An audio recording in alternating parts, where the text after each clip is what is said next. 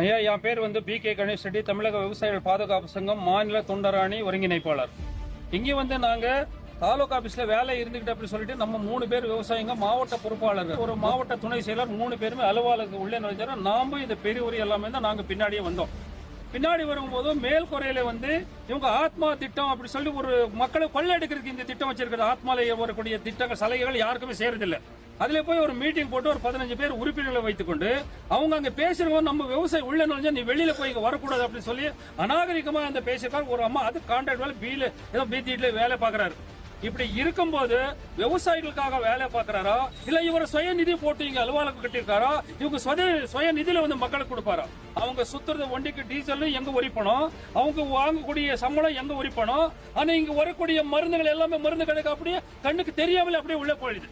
இங்க மக்களுக்கு என்ன கொடுத்திருக்காரு என்ன என்பது யாருக்குமே தெரியவில்லை. இப்படி இருக்கும்போது ஒவ்வொரு நாளுமே இந்த ஆத்மா திட்டத்துல ஒரு ஊருக்கு ஒரு பஞ்சாயத்துக்கு ஒரு உறுப்பினர் அவங்களுக்கு தான் எல்லாமே போய் சலுகை இங்க சேருது தவிர அடுத்த மக்களுக்கு யாருக்குமே எதுவுமே இன்னும் சேருதில்லை. இப்படி இருக்கும்போது இங்க டைனிக்கோட்டை ஒன்னே கிடையாது. இப்ப நாங்க டைனிக்கோட்டை வேளாண்மையில நின்று இருக்கோம். எல்லா வேளாண்மையிலும் இதுதான் நடக்கும். இப்படி இருக்கும்போது முதல்ல அந்த அம்மா கவர்மெண்ட் அப்பாயின்மெண்ட் கிடையாது. அந்த அம்மாவுக்கு உடனடியாக இடம் மாற்றம் செய்யணும். அந்த அம்மாவுக்கு அப்படி மாற்றம் செய்யலன்னா செவ்வாய்க்கிழமை இங்க 200 பேர் அறுபடைக்கு உட்காருவோம்.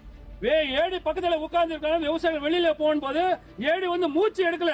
எதுக்குமா நீ இப்படி பேச அப்படின்னு சொல்லிட்டு ஒரு மூச்சு எடுக்கல ஒரு ஏடி.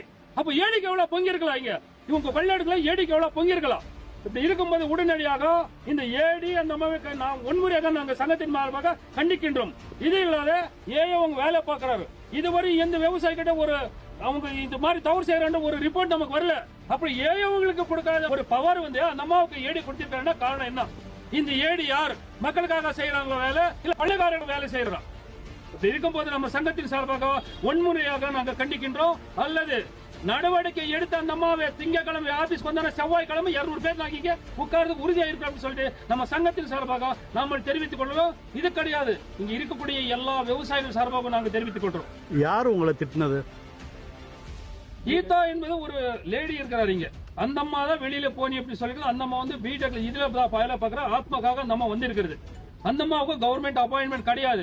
இதுல கவர்மெண்ட்ல வரக்கூடிய சலுகைகள் யார் எல்லாமே அந்த அம்மா வேண்டிப்பட்டவங்க மட்டும் தான் மறைமுகமா கொடுத்துட்டு இருக்குது. இதுல ஏடி வேடிக்கை பாக்குறாரு.